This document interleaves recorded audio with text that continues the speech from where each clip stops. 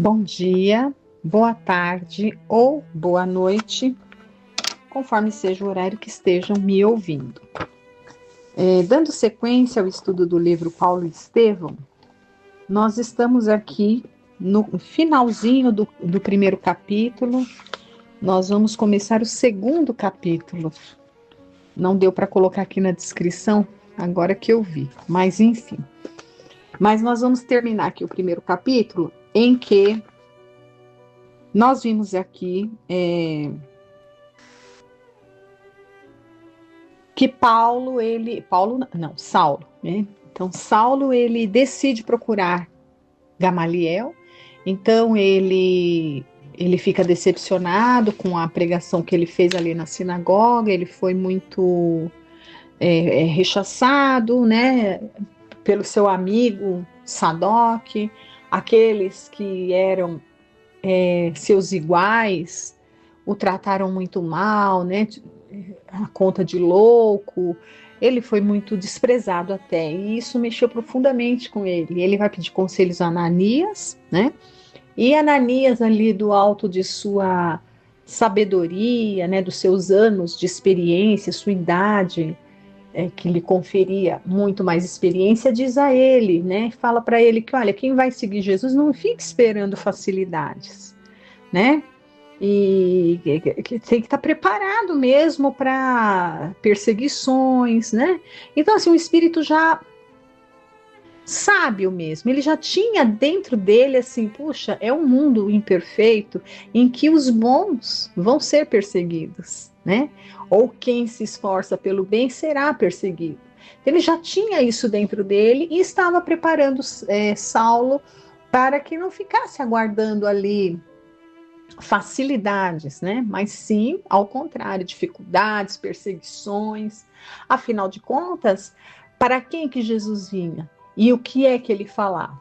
Ele vinha e falava para aqueles que estavam sofrendo, para os enlutados, os doentes, os famintos, os injustiçados, os abandonados, né? Enfim, eram para esses que Jesus tinham, na verdade, Jesus vinha para todos, mas naquele momento da história da humanidade, ele se encontrava mais no meio desses, porque esses eram desamparados, eles não eram nem enxergados, viviam totalmente à margem da sociedade, né? Mas Jesus circulava bem no meio de todos, inclusive dos fariseus, que viviam tentando ali uma forma de pegar e nunca conseguiam, né? Mas, por exemplo, no Sermão da Montanha, que é um sermão de profundas consolações, quem que precisava de consolações naquela época? Os poderosos que estavam bem? Não, né? Os sofridos, as multidões que iam ali atrás de Jesus. Então, Ananias sabia que, né, no mundo não esperasse facilidades. Ele aconselha Saulo dessa maneira, e Saulo então reflete, lembra-se lá do seu mestre, do seu antigo professor Gamaliel, e decide procurá-lo, decide ir para o deserto. Então nós paramos aqui nessa parte em que ele vai numa pregação, vai se despedir ali dos seus colegas, né, porque ele vai para o deserto. Então, olha, retomando, o último parágrafo do que lemos a semana passada, olha. Consolado e satisfeito de haver encontrado amigos na verdadeira acepção da palavra, porque, veja, sim, isso é importante.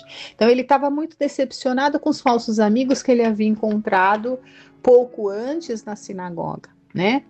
Mas, quando ele vai naquela reunião de cristãos, de pessoas ali simples, que o acolhem com tanto amor, com tanto carinho, que o chamam de irmão, né? E eles, enfim, aquelas pessoas ali na sua simplicidade, sem saber nem quem ele era, sem conhecer, né? Muito ali, o tratavam com uma especial deferência, né? Como nós vimos ali. Então ele tinha lágrimas nos olhos no final da reunião de tantas manifestações de carinho e de receptividade com que ele foi acolhido ali por aquele grupo de cristãos, né? Então aquilo deu um ânimo maior para ele. Então ele se sente então consolado e satisfeito, como estamos lendo aqui, olha, consolado e satisfeito de haver encontrado amigos na verdadeira acepção da palavra, ou seja, agora ele sabe o que é um amigo verdadeiro, e não aqueles que estão com ele, né, conosco, digamos assim, aqueles que estão conosco somente enquanto temos uma vantagem a oferecer, enquanto temos ali algum proveito a ser tirado, são amigos. A partir do momento que nós não temos mais nada que interesse, nós perdemos o valor, foi o que ele experimentou. Então ali ele está vendo que as pessoas gostam dele pelo que ele é, né? Olham para ele o Saulo e não o doutor da lei, o fariseu, o rabino, não, né? Não estão olhando ali para os seus títulos e tudo mais, estão olhando para a pessoa, e isso deixa muito feliz, satisfeito e emotivo, né? Então, mais uma vez, consolado e satisfeito de haverem encontrado amigos na verdadeira acepção da palavra, Saulo chegou à estalagem de Judas, despedindo-se de todos profundamente comovido. Ele próprio surpreendia-se com o sabor de intimidade com que as expressões lhe afloravam aos lábios. Agora compreendia que a palavra irmão, largamente usada entre os adeptos do caminho, não era fútil e vã. Os companheiros de Ananias conquistaram-lhe o coração. Nunca mais esqueceria os irmãos de Damasco. Então, veja, né? Ele era chamado de irmão e ele entende por que chamavam ele de irmão, porque realmente tinham por ele a noção ali de irmãos pela paternidade como filhos de Deus, né? A igualdade. Então, no sentido assim, se todos são filhos de Deus, e aqui falando como judeu, né? Como um típico judeu da religião judaica, né? Porque falar em Deus e na paternidade de Deus, isso aí os judeus acreditam, né? Eles que trouxeram a ideia de um Deus único. Não se está falando aqui de cristianismo, né? Eles estão se chamando de irmãos, reconhecendo o verdadeiro sentido do que é ser um filho de Deus. Um filho de Deus, né, amar a Deus sobre todas as coisas e ao próximo como a si mesmo, como veio complementar Jesus. Impossível ser um cristão, apesar que aqui não se usa esse termo, ou seja, impossível ser um seguidor do caminho, um homem do caminho, um seguidor do Cristo, se não amar a Deus. E amar a Deus é reconhecer uns aos outros como irmãos, porque Deus não tem preferência, Deus não escolheu um e não outro. Todos são irmãos. Então, ele começa a perceber essa diferença de compreensão de conceitos, né? Então, continuando, olha, no dia imediato, contratando um serviçal indicado pelo estalajadeiro, Saulo de Tarso, ao amanhecer, embora surpreendesse o dono da casa com seu ânimo resoluto, pôs-se a caminho da cidade famosa, situada num oásis em pleno deserto. Nas primeiras horas da manhã, saíam das portas de Damasco 2 homens modestamente trajados à frente de pequeno camelo carregado das necessárias provisões. Saulo fizera questão de partir assim, a pé, de modo a iniciar a vida com rigores que lhe seriam sumamente benéficos mais tarde. Não viajaria mais na qualidade de doutor da lei, rodeado de servos.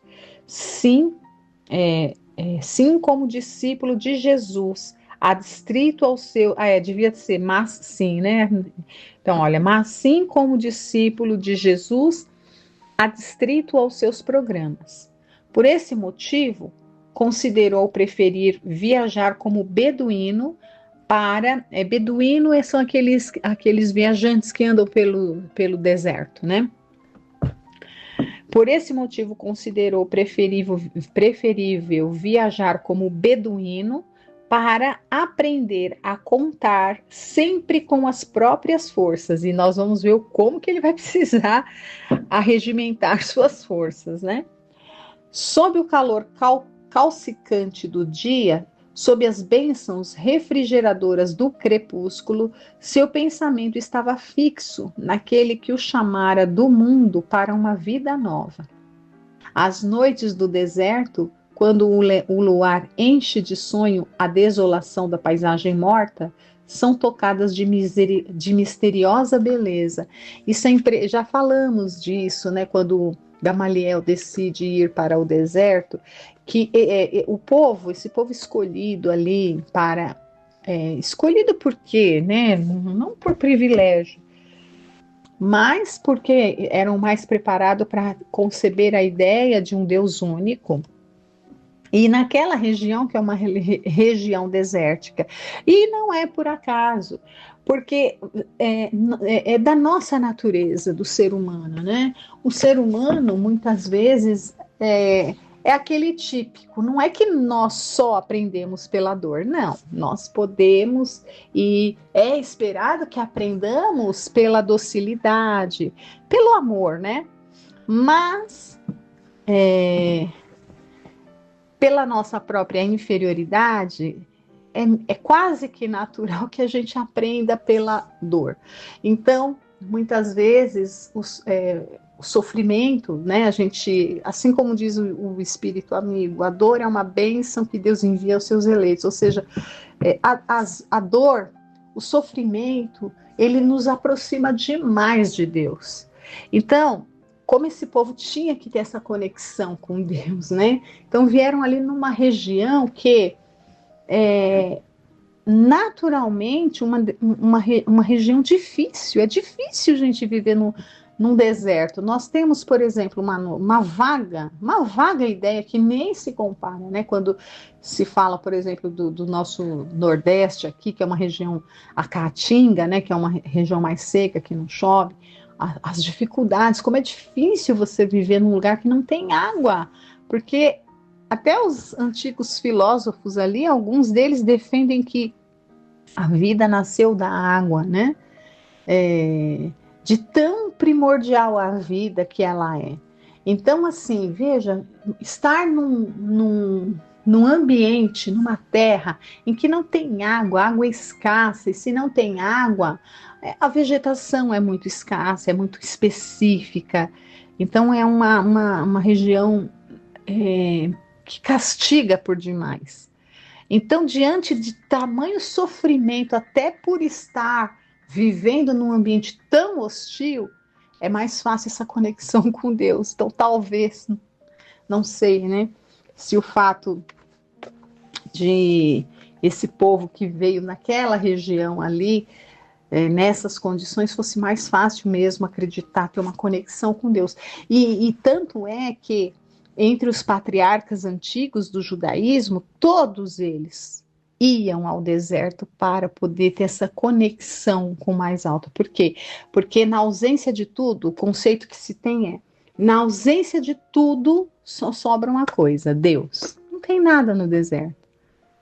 Então essa é a narrativa poética que o Emmanuel está fazendo aqui, olha.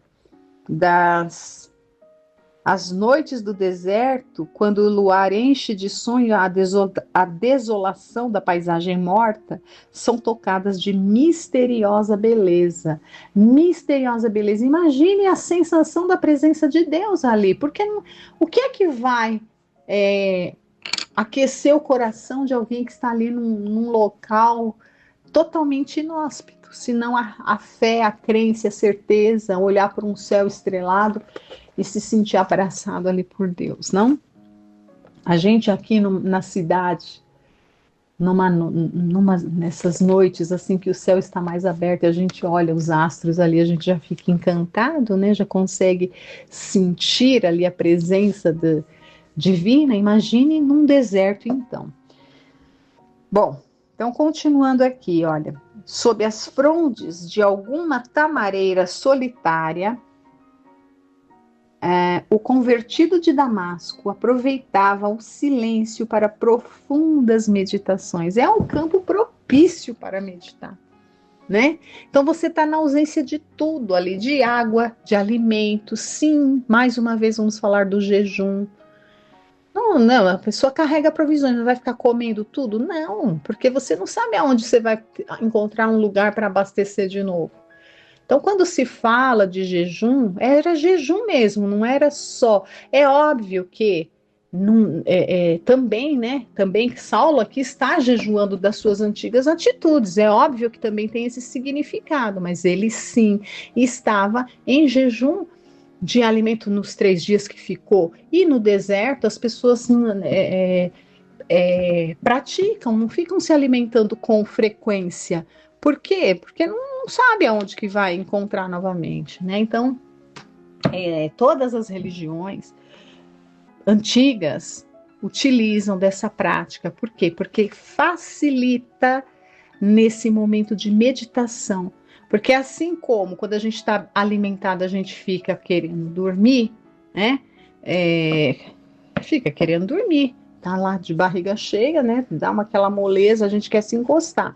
Imagine para fazer uma atitude, mas a gente vai, né? Precisa trabalhar, fazer um trabalho braçal, vai lá e faz e tal. Agora você imagine a gente sempre super alimentado como a gente vive, fazer uma atividade que não é braçal, uma atividade mental.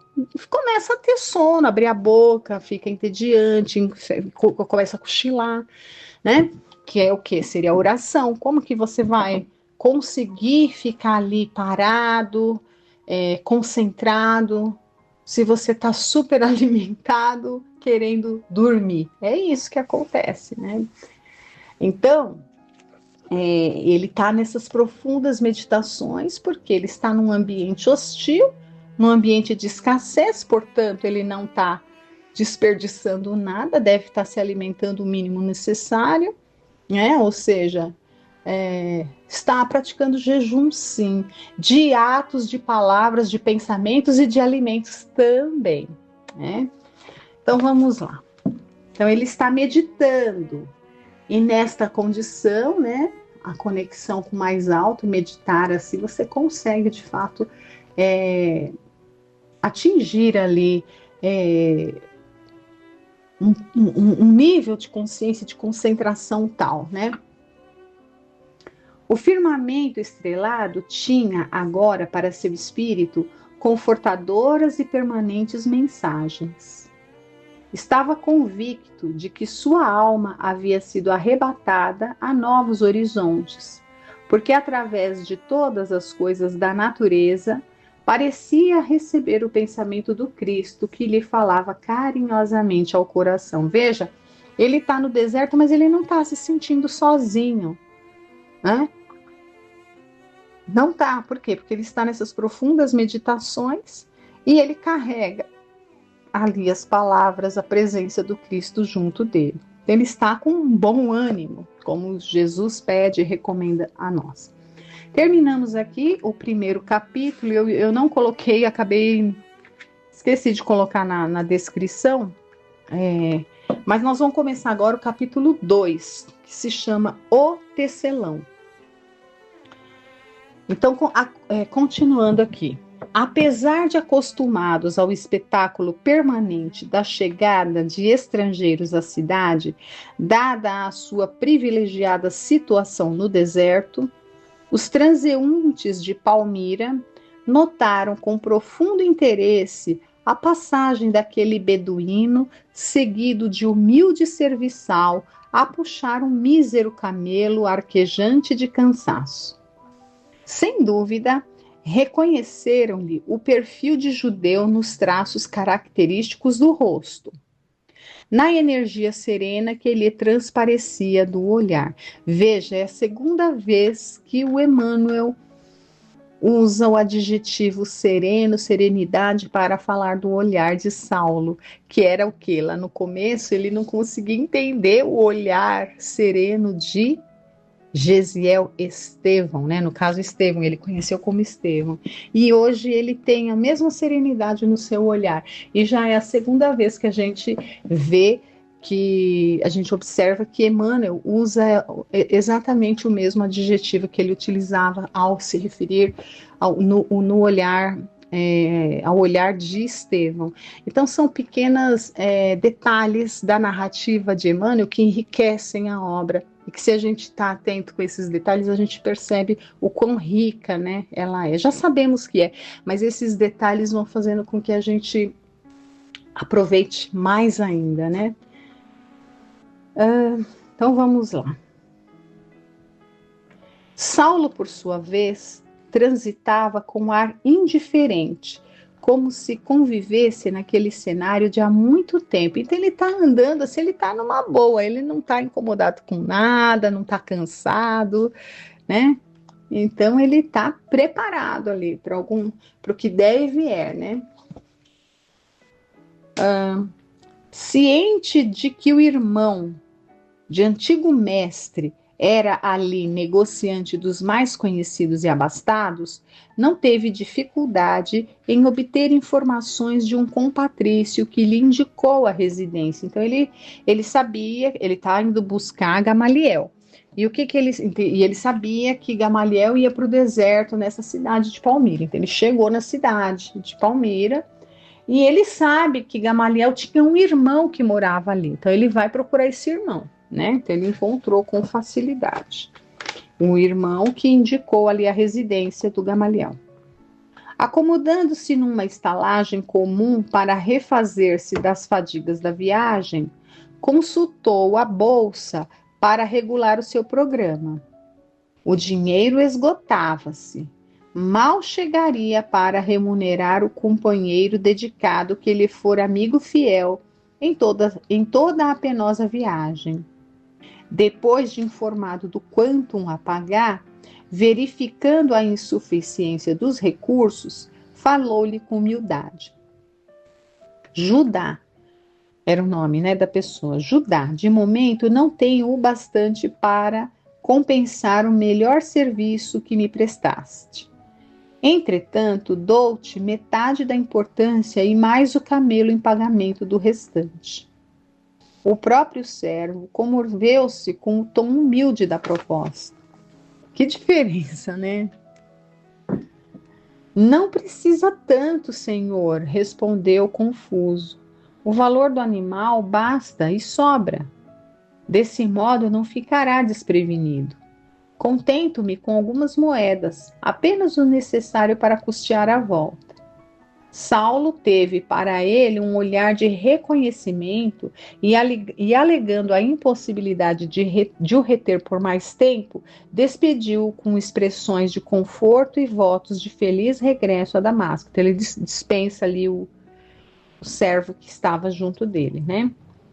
Depois, recolhendo-se ao quarto pobre que tomara, entrou a meditar acuradamente nos últimos acontecimentos da sua vida.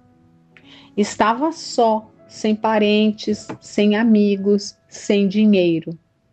Pouco antes daquela resolução de partir no encalço de Ananias, não vacilaria em decretar a morte de... Olha só as reflexões dele, vou até começar de novo. Ele está meditando. É tão bom, é tão bom. Vamos aprender com Saulo a pensar no que fizemos, no que estamos fazendo, para bem planejarmos o que vamos vir a fazer. Então ele está rememorando tudo, o que o moveu para ir para Damasco. Vamos lá, olha. Estava só, sem parentes, sem amigos, sem dinheiro.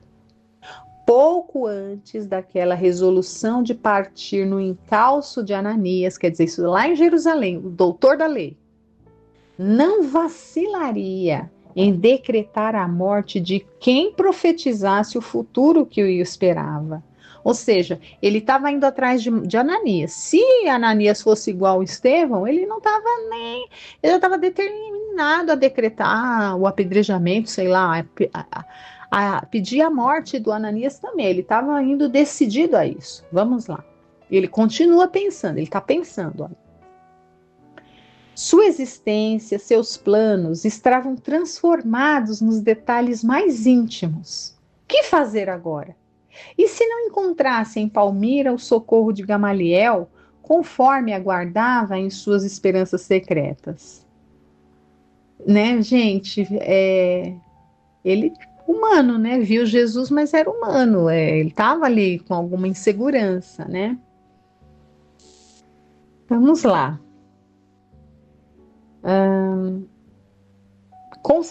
Considerou a extensão das dificuldades em que se desdobravam a seus olhos. Tudo difícil. Estava como o homem que houvesse perdido a família, a pátria e o lar. Profunda amargura ameaçava invadir-lhe o coração. Repentinamente, porém, recordou-se do Cristo e a lembrança da visão gloriosa encheu-lhe de conforto o espírito desolado. Então veja, humano, né? Humano, ele estava começando a cair o padrão vibratório, mas aquela impressão do Cristo imediatamente vem à mente dele e ele recobra o ânimo. Olha, confiando muito mais naquele que lhe estender as mãos do que em suas próprias forças, procurou acalmar os sobressaltos íntimos, dando repouso ao corpo fatigado. Né? Melhor dormir, né? Vamos ver. No dia seguinte, manhã alta, saiu à rua preocupado e ansioso. Obedecendo aos informes recolhidos, parou à porta de confortável edifício à frente do qual funcionavam grandes lojas comerciais. Procurando Ezequias, foi logo atendido por um homem idoso de semblante risonho e respeitável, que o saudou com muita simpatia. Tratava-se do irmão de Gamaliel, que logo se familiarizando com o patrício recém-chegado de longe, proporcionou-lhe confortadora palestra. Buscando informar-se delicadamente a respeito do venerável rabino de Jerusalém, Saulo obtinha de Ezequias os esclarecimentos necessários, tomado de profundo interesse. Então, o Ezequias vai falar de Gamaliel para o Saulo. Meu irmão, dizia ele preocupado, desde que chegou a Palmira, pareceu-me muito diferente. É possível que a mudança de Jerusalém tenha influído para essa profunda transformação. A diferença de ambiente social, a alteração de hábitos, o clima, a ausência dos trabalhos usuais, tudo isso pode ter lhe prejudicado a saúde. E o Saulo pergunta: como assim? Perguntou o moço sem dissimular a estranheza. Passa dias e dias numa cabana abandonada que possuo à sombra de algumas tamareiras, num dos muitos oásis que nos rodeiam. E isso, veja, tão só para ler e meditar um manuscrito sem importância que não consegui compreender. Mas ele saiu de Jerusalém com um manuscrito que Simão Pedro havia dado para ele justamente para isso, que ele queria ler, refletir e meditar sobre aqueles manuscritos. E ele foi procurar o deserto para isso, né? Nos recordando ali de capítulos anteriores. Além disso, parece-me completamente desinteressado de nossas práticas religiosas. Vive como que alheio ao mundo. Fala em visões do céu, refere-se constantemente a um carpinteiro que se transformou em Messias do povo e alimentava-se de coisas imaginárias, de sonhos irreais. Às vezes, é com profundo pesar que ele observa a decadência mental. Minha mulher, porém, tudo atribui à idade avançada, e eu quero crer seja antes, ou pelo menos em grande parte, devido à intensidade do estudo, das meditações prolongadas. Então, eles estão julgando ali Gamaliel como se estivesse perdendo a sanidade mental, assim como falaram de Saulo, tá enlouquecendo, acho que ele ficou louco, né? Ezequias fez uma pausa, enquanto Saulo fixava nele o olhar percursiente e significativo, compreendendo a condição do velho mestre. Uma nova observação do moço tarcense continuava o outro a uma nova observação do moço tarcense continuava o outro loquaz. Então ele continuava falando, o irmão, né? Olha, de Gamaliel. No seio da minha família, Gamaliel é tratado como se for o nosso pai. Aliás, devo meu início de vida às suas imensas dedicações fraternais. Por isso mesmo, eu e minha mulher combinamos com os filhinhos relativamente à atmosfera de paz que deverá cercar aqui o prezado e nobre enfermo. Então, estão tendo Gamaliel a conta de enfermo, né? Quando lhe discorre sobre as ilusões religiosas que o empolgam no seu desequilíbrio mental, ninguém nesta casa o contradiz, né? Então, achando que ele está louco. Já sabemos que não fala mais por si. A mentalidade poderosa esmaeceu, a estrela se apagou. Considerando essas penosas circunstâncias, ai, gente, já deu o horário. Ainda rendo graças a Deus que me trouxe aqui para terminar seus dias aquecido pelo nosso afeto familiar e indene do escárnio de que talvez pudesse ser objeto em Jerusalém, onde nem todos estão à altura de lhe compreender e honrar o passado ilustre. Então nós vamos parar por aqui, que já deu o horário e eu não tinha visto, mas o irmão de Gamaliel acha que ele está louco. Né? Só que como eles devem assim muitos favores, gostam muito dele, ele é muito querido, acha bom ele ficar lá, né? E ficar ausente, não ficar perto ali de Jerusalém para ele não ser hostilizado, né?